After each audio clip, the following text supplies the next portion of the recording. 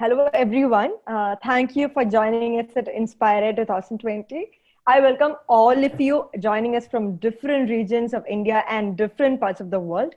With this, please join me in welcoming an esteemed panel for the discussion on Power Needs to Shift. We're honored to have John Law, the man behind campaigns and films for IMAX, Disney, Universal, PBS, and National Geographic. He recently created a global education impact campaign including two feature films, School and Rise, community and online events, and a series of short films. He's currently creating a film about a Teach for America initiative called Future 10X, where 22 youth were hired for 3 months in 2019 to reimagine the education landscape. So, John will be moderating this panel discussion for today. In this panel, we also have Haley Waldes, a student activist who is a living example of an empowered young person. She is currently associated with Future 10X, a student-led initiative of Teach for America that focuses on reimagining education through a shift in power. Next, we have Fallen Johns, director, filmmaker, critical questioning, idea sharing, and storytelling at Teach for All. He's a storyteller who uses film and writing to explore how we can work for social justice within and through education. He's passionate about forms of leadership and education that promote liberation from the dynamics of domination that are entrenched in our societies and systems.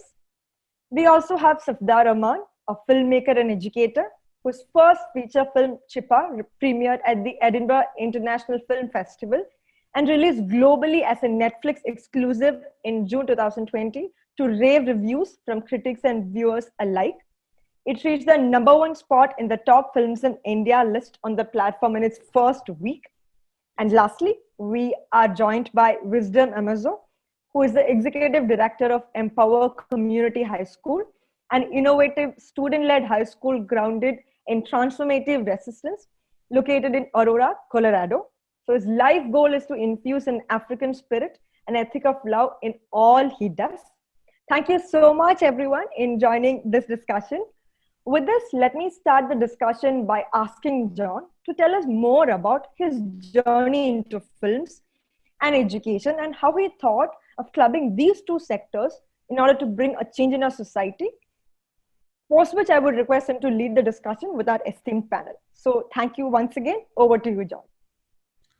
Hi, thank you so much for the invitation. I'm really honored to be here with all of you.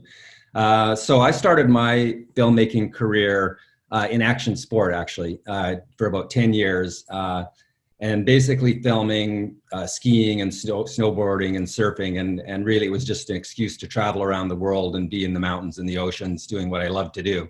So I did that as long as I could. And then I started making a few movies for IMAX. And more recently, I decided I wanted to kind of shift the type of documentary filmmaking that I'm doing to create social impact. So I started to develop a film about exponential change. And it really sort of transformed quite quickly into a film about education, because I was exploring how this exponential change is pushing so many systems to their tipping point. And I've realized that the answer for all of that was education. And I didn't want to make a fear-based movie. I wanted to make a solutions-based movie. So then I was kind of at the realization of, if I'm going to make a film about education, what would that look like? You could approach that in millions of different ways. So I sort of approached a thesis that if you were to pick one idea that could have the most impact in education, what would that idea be? And then I wanted to explore that idea. And the idea, or the opinion that I came up with, was that students should be active participants in the design of their education. So I kind of began my journey, pursuing that. And that's really what led me to this panel, to meeting with Wisdom and Haley, to Shaheen at Teach for India, and to a lot of places around the world. So when I started out, I was asking people a lot of the same question. One of the questions was, if you were to pick one thing that you think would be the most important design feature in education, what would that be? And I asked them that. And another one was um, how do you think you could have your voice counted, not just heard, but actually counted? What would need to take place for that to happen? So I asked that to literally hundreds of teachers and students around the world and just pursued that. So I made the film School, another film called Rise, and some short films as well. And we're going to watch a little clip from the end of School. Wisdom was a big part of School because he's someone who really embodies the essence of what the thesis was. So we'll just watch this. It's 3 minutes, and then we can come back, and I'm going to ask you all a few questions about that.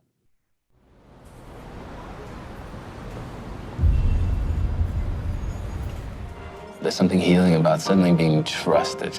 Trust that says you have the competencies, you have the right mindsets to go and co-create with students, families, and community, and build something with actually higher expectations than the current system. The class that you were failing, or? First, we'll talk about what does this look like in the school, right? What does it look like for admin, board members, students, parents?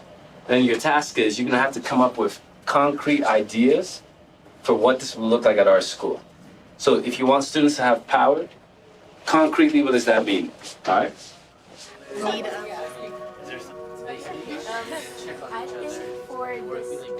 That's actually what kept me in education, is seeing far more of us at the helm, not just having voice, but decision-making power. We're not gonna get to liberation. You know, it has to be led by those most impacted. Like, what does it actually look like to expect a high schooler to be able to write policy that impacts the state?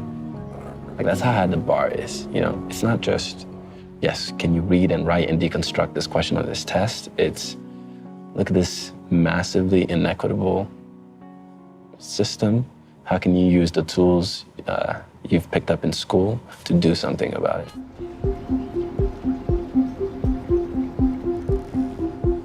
The power of youth is, they're the ones who are actually most apt to change our world. When you think about even most social movements, it's youth who carry the movement. They find adults who are willing to support them in that endeavor. Just like any movement, they find co-conspirators, they find allies.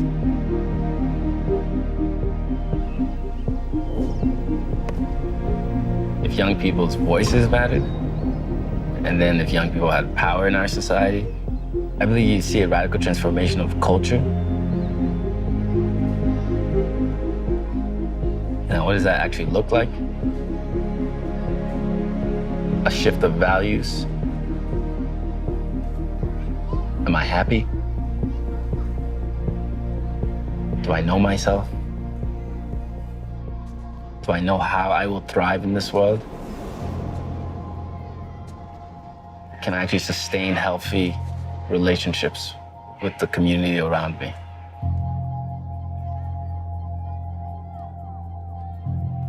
You know what I mean? Basic things like that. That's radical transformation.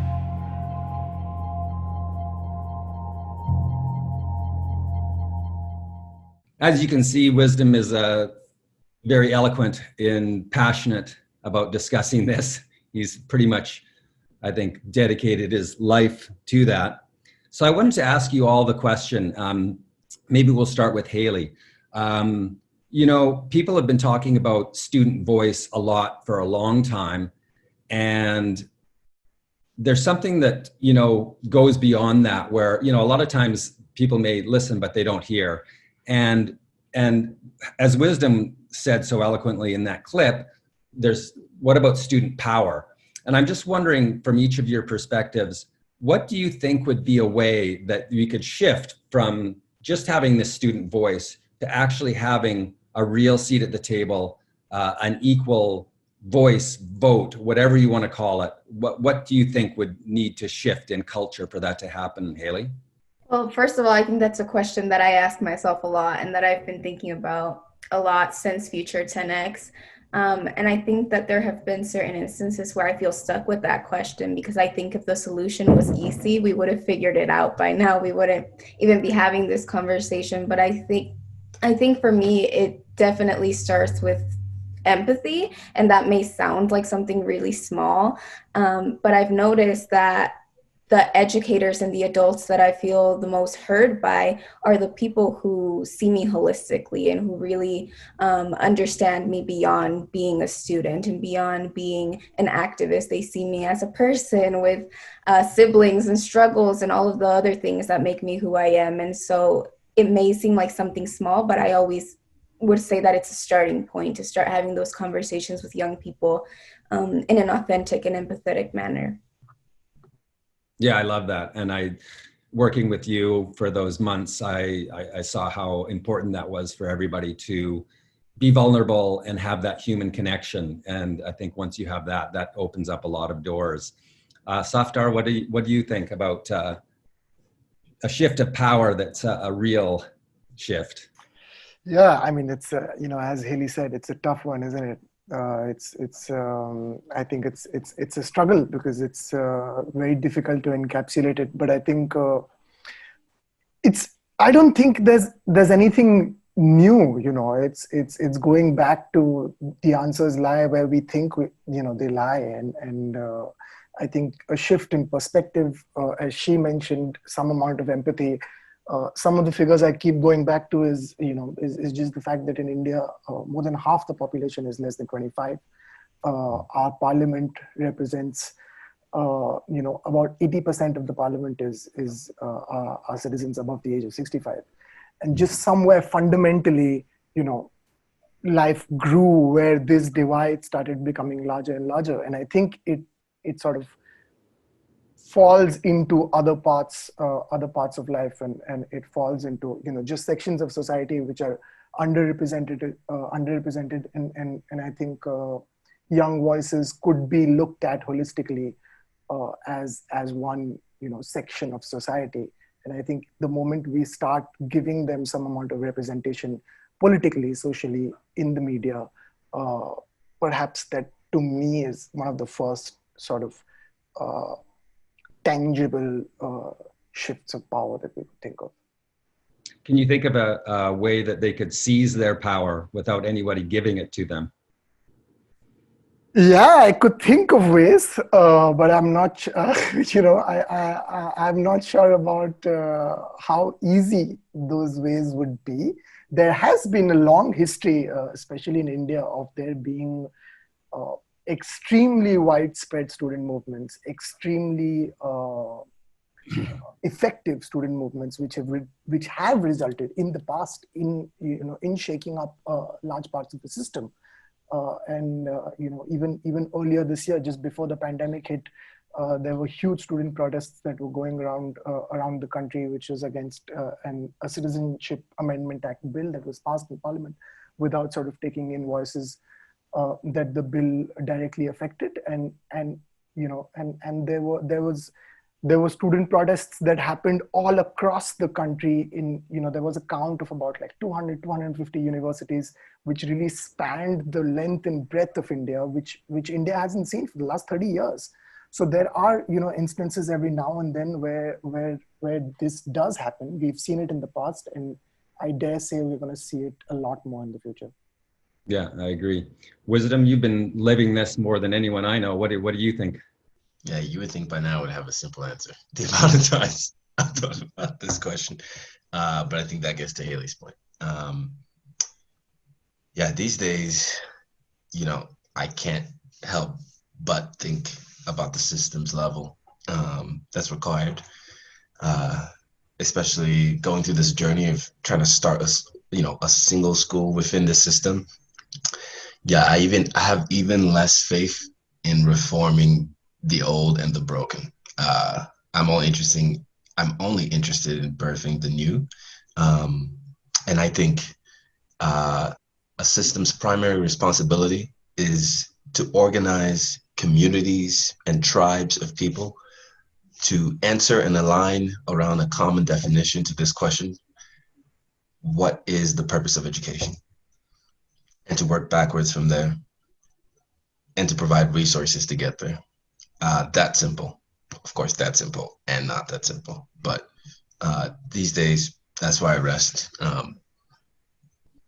Yeah, a community whose interests are aligned. And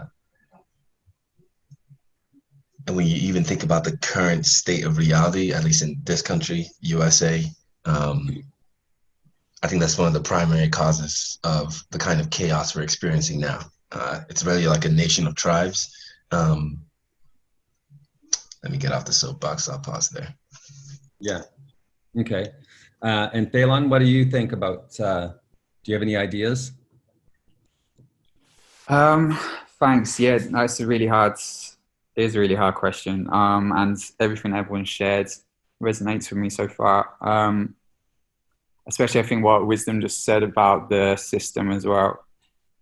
Because I've seen great educators, including Wisdom and others around the world, who are creating spaces where young people are developing like a liberatory power, you could call it, which is based on a deep sense of like self-love and understanding and social awareness, healing. There's a whole bunch of stuff that can happen in the classroom, in the space, that can really give young people and students a chance to discover that power within themselves and grow it and use it in ways that can really challenge the systems around them.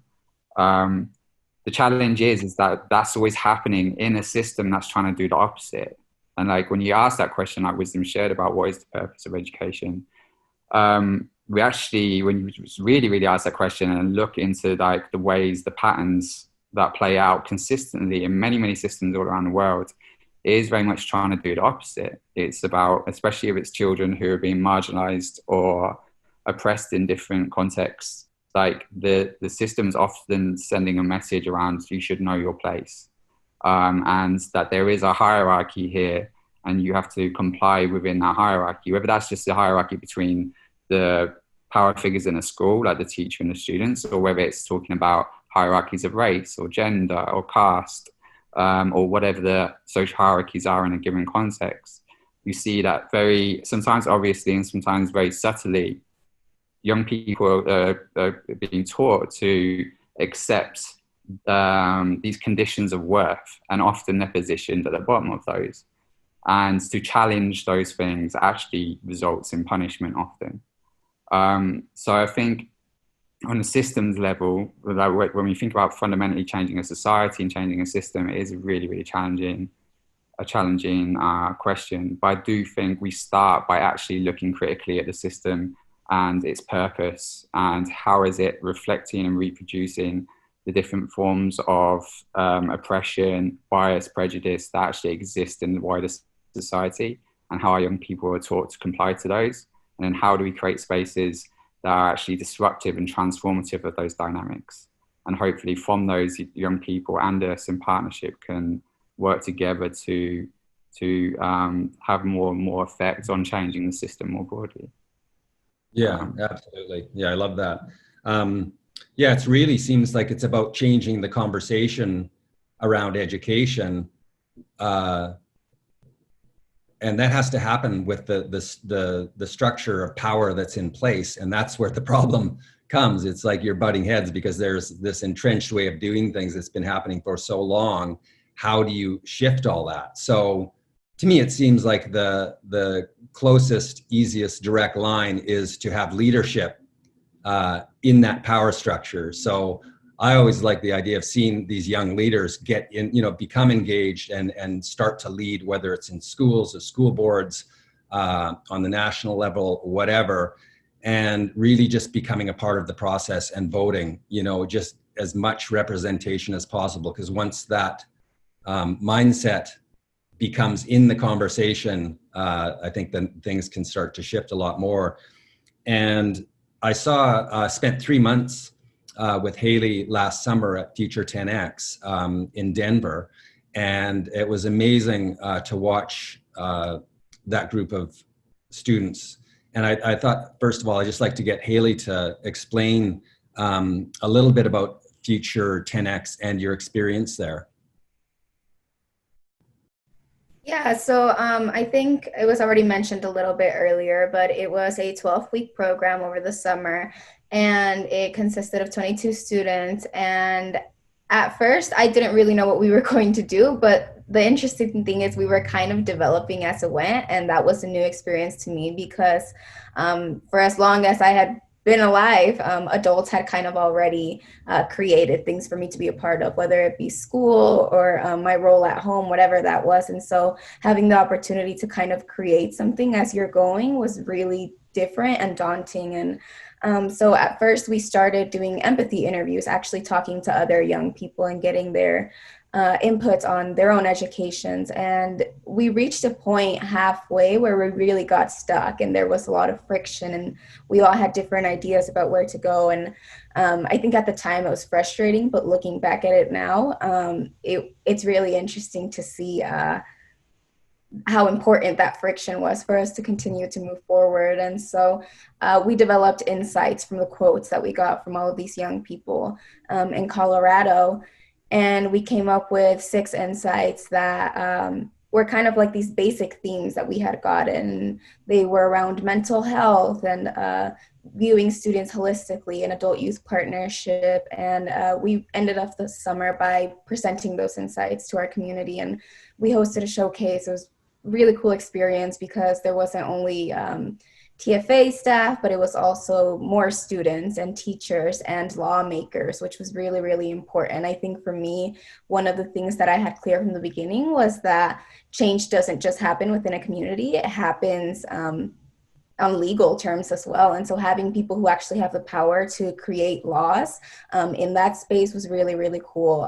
And I think that was kind of a point for me where I started to realize the importance of policy and education and how closely related they actually are. And so personally, I want to study political science, and just keeping in mind those experiences is really important as I go into that field. As you become a House of Representative and the next president? Hopefully. And so just quickly, how did that experience of Future 10X change you? That, I think, was one of the first times where I wasn't pretending to be someone for adults. And that sounds kind of weird, but I think I had in school been pretending to be a really specific person because I knew that not only were these people in charge of my grades and my future, but they were also in charge of who I was to other adults. You know, they would talk about other adults to me, whether that was in letters of recommendation or in conversations. And so coming into a space where adults were authentic with me and I felt like I could be authentic with them was really, really cool. And it was one of the first times that I felt seen. And at the time I was 17. And so the fact that it took 17 years for me to feel that way is kind of sad. I had never felt that way with adults. And the fact that it was outside of school is also really sad. And it wasn't until I came back to school that I initiated those conversations with my teachers. And so that was really impactful. And it also allowed me to have those conversations with other young people. And I think it's been impactful for them too. Yeah, that's amazing. That's such a transformational experience, you know, that can happen so quickly. And you recently organized a Black Lives Matter protest where we documented that as well over the course of 4 days. And can you just share how transformational that was for you, just those 4 days, and how maybe that intersects with the work you did in with Future 10X? Yeah, I mean, it's an ongoing conversation and struggle. I mean, just this week we got the verdict back from Breonna Taylor's case, and that has been really difficult. Having a conversation with the people who I organized the protest with and seeing like the disappointment, but also the pain has been really, really difficult. So and by no means was just those 4 days. But I will say that I learned so much. We literally, because everything was moving so quickly, created a protest. None of us had ever done anything like this before within 4 days. And that was really, really scary. but we could not have done it without adults. And so we kind of all had different roles. And for me, it was outreach, not only to adults, but also to the media. And I'm someone who has never had contact with the media like that before. And so I learned life skills about how to get in touch with those people, how to really get a spotlight on this moment. And I think that was a real genuine moment of adult-youth partnership, because I had a lot of guidance from adults, but ultimately it was myself and the young people who were leading this. And so that was really exciting. It felt like a moment of power, and it felt like a moment of genuine support from adults. And again, it's something that's definitely not over, which is disappointing that you put in a lot of work and energy.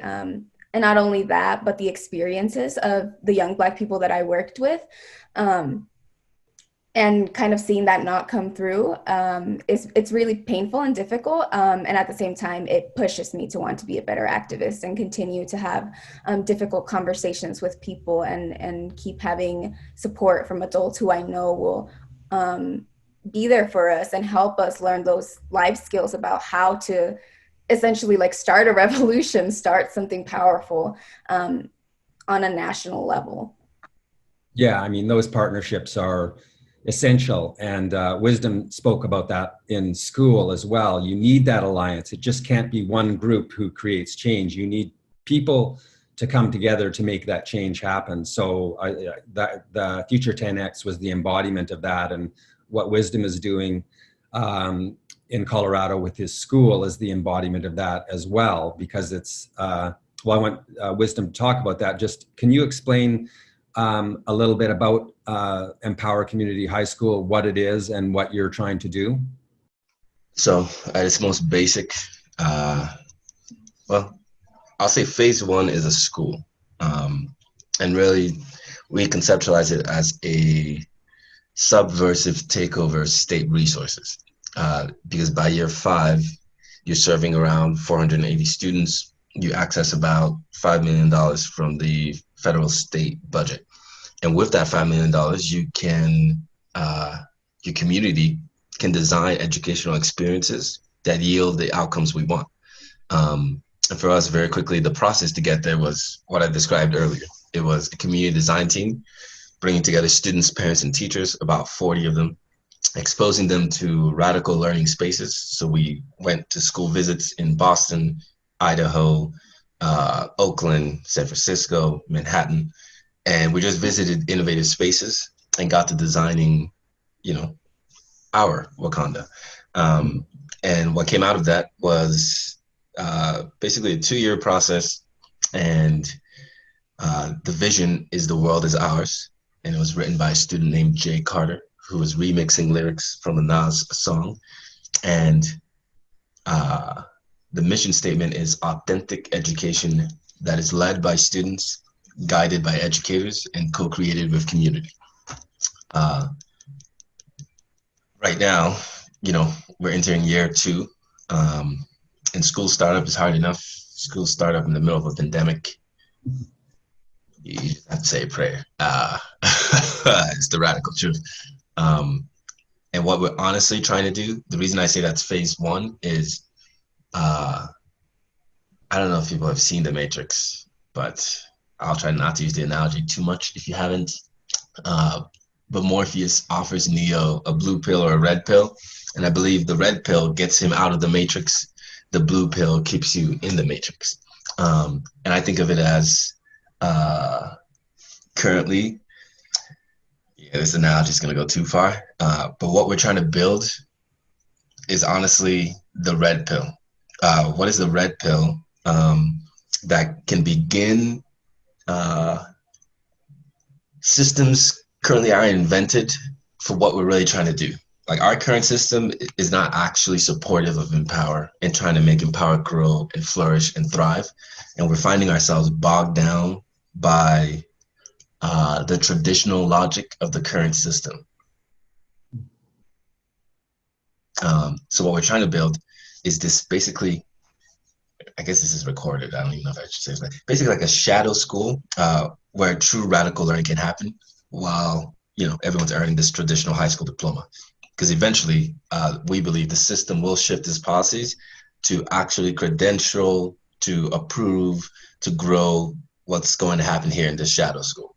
But until then, let me pause there. I don't even know if that makes sense, because you go into so many details, but I'll just pause there. Yeah.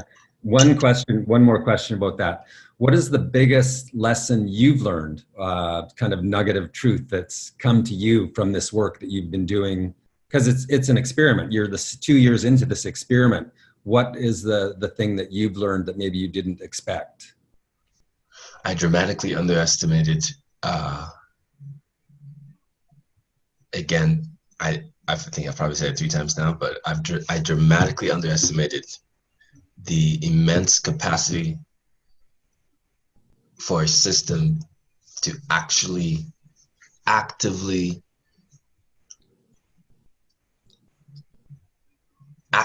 kill innovation. You think, our whole school is grounded in framework of transformative resistance, and another form of resistance is conformist resistance. And we were always very clear that we would need to do both. Conform in certain ways, give the system what it wants so we stay alive long enough to transform. And just on that journey, you find yourself spending so much time on things that do not matter, from administrators, teachers, students, and just the immense amount of human potential that's wasted, because we're really stuck in a system that was designed, 300 to 500 years ago. So that's what I would offer today. Yeah, absolutely. And I think Sir Ken Robinson had something to say about that as well, that a few people have heard. And so he was very right about that, how, the thesis of his talk was that schools kill creativity. So, I think that's what you're seeing. Phelan, so I've seen your videos for a number of years. Actually, the first time I ever saw Wisdom was, I think it was in a video you made in Colorado. Yeah, it was amazing. And when I saw that and saw Wisdom, I thought it was so inspiring to me, because it was like, when you take teaching to such a level to become such a master at that, then you become an artist, really. And I just really was moved by that video and what a great job you did with that. And I was just wondering what drives you. I can see there's so much passion in the work that you do. And I just want to know what drives you to continue to do that work.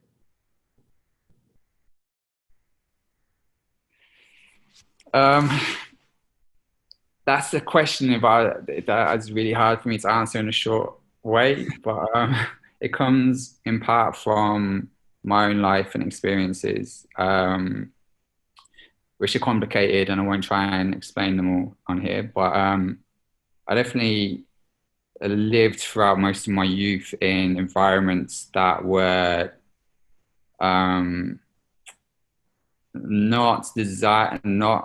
actively kind of trying to restrict who I was as a person, in a lot of ways, and to step outside of those confines actually often left me in being pushed out in some way. And that existed actually both in school, but also at home and in the particular community that I grew up in. And I remember going to school, and I remember struggling at school for various reasons, and also just never being given any sort of opportunity to understand the world around me or what I was going through. It was very much just copy the stuff off the boards, tick the boxes, get through, and then depending on how successful you were deemed to be, you're encouraged along different pathways, and my pathways weren't that aspirational because I wasn't doing that well. And you're just kind of caught in this sort of weird game, and no one's really giving you any idea about what's going on. What is this all about? So I think I definitely entered into my adult life with a lot of burning questions. And then those questions expanded as I learned more around about the world and about social inequalities that existed in society and in my own and in others. And so there was a lot of questions that drove me. And then as I did my work, I was lucky to meet amazing individuals like Wisdom and communities and groups of people who were like very much trying to answer those questions, and were coming up with some really powerful answers that were really helping me. Like, I think in a lot of ways healing me as well in this sort of indirect way. But then also just sort of really motivating me in my work to try and understand more and try and create spaces where more people can develop like a deeper sort of sense of awareness, or have the opportunity to explore more deeply some of these questions, especially students, especially young people. Like, when the thing that motivates me very much on a day-to-day basis is going into classrooms or schools where this isn't happening for young people, and just like, yeah, it's really, really difficult to be in those spaces now, because it's like it's deeply unjust, I think. So Yeah. So I see, everybody's here kind of has the same underlying intention, and the education is, the key to all of this. And from your perspective, and what I do as well, is like just telling stories and shining a spotlight on people who are doing innovative or, inspiring work is, what we can bring to try to elevate that conversation, or add some element to it that would make people want to pay attention or to be entertained by it, really, is what we try to do. So, which, leads us to Safdar, because he's just made an amazing film, as a gifted storyteller. And your background is a teacher, and you are also a fellow for Teach for India. And now you've moved into the world of narrative filmmaking, and beautiful. I can't wait to watch it. I watched the trailer last night, but I guess it's on Netflix worldwide. So I'm really stoked to check it out. After about a minute, I felt like Cinema Paradiso. So I'm really excited to see that. So I was just wondering, from a storytelling perspective, how did your experience in education, influence the work you're doing in narrative filmmaking?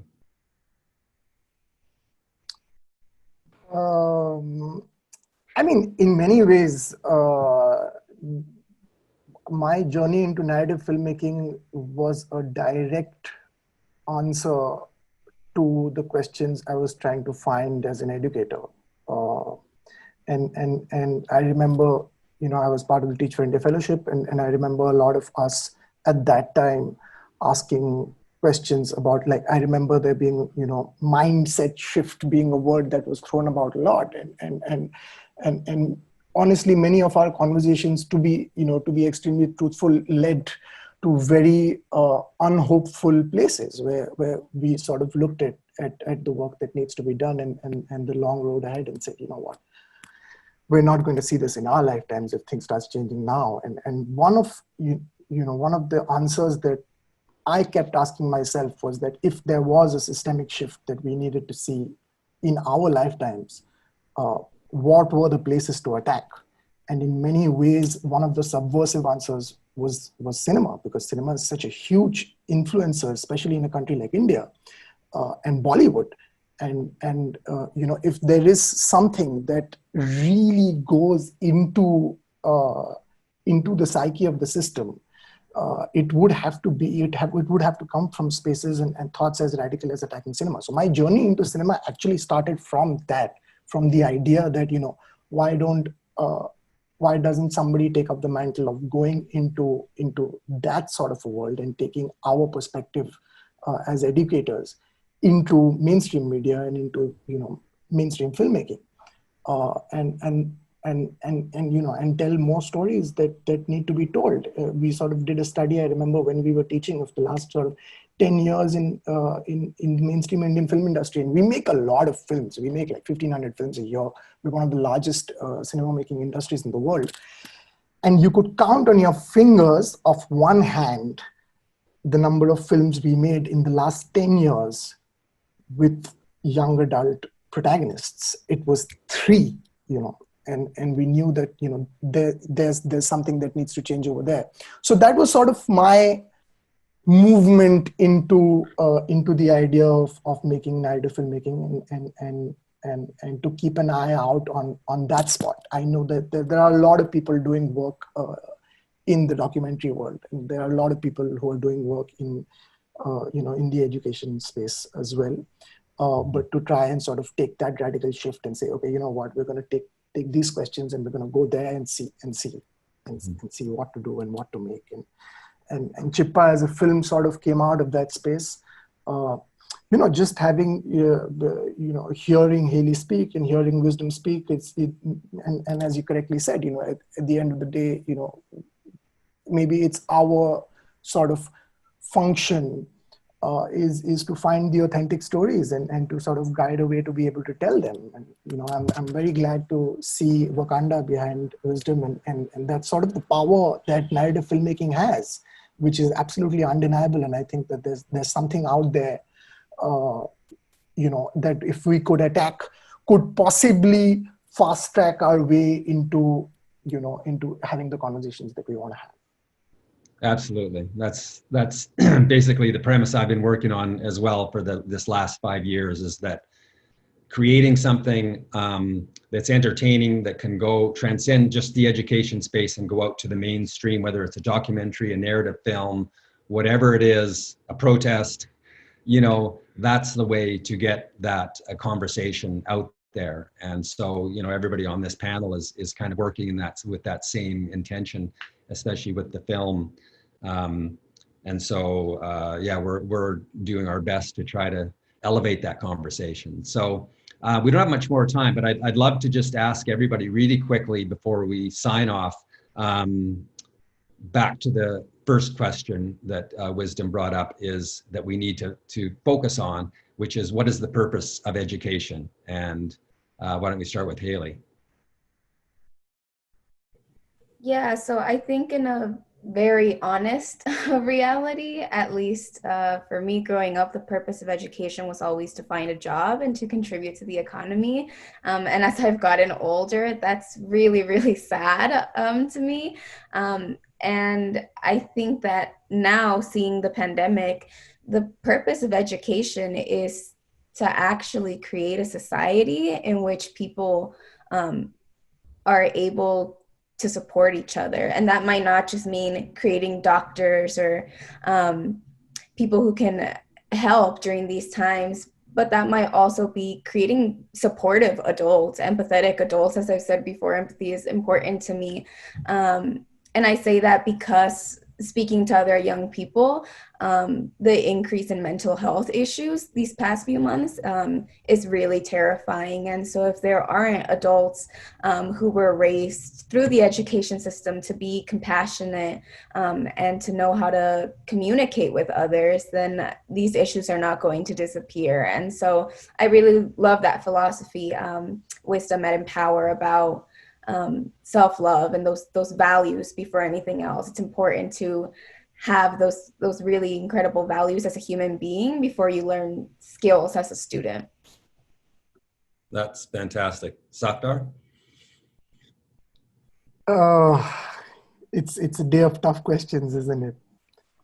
I'll just sort of, one of the things that Phelan actually said reminded me of this quote, and I was just looking it up. So I'm just gonna, put out something that a very favorite author of mine called Arundhati Roy spoke about, and I think it's very apt in the context of what we're speaking about. And she says the point of life is to love, to be loved, to never forget your own insignificance, to never get used to the unspeakable violence and the vulgar disparity of life around you, to seek joy in the saddest places, to pursue beauty to its lair, to never simplify what is complicated or complicate what is simple, to respect strength, never power, and above all, to watch, to try, and to understand, to never look away, and never to forget. Beautiful. That's why we need your voice. Wisdom? Yeah, it's this. I always get the same answer. One, I think more in terms of the by 25, 35, 45,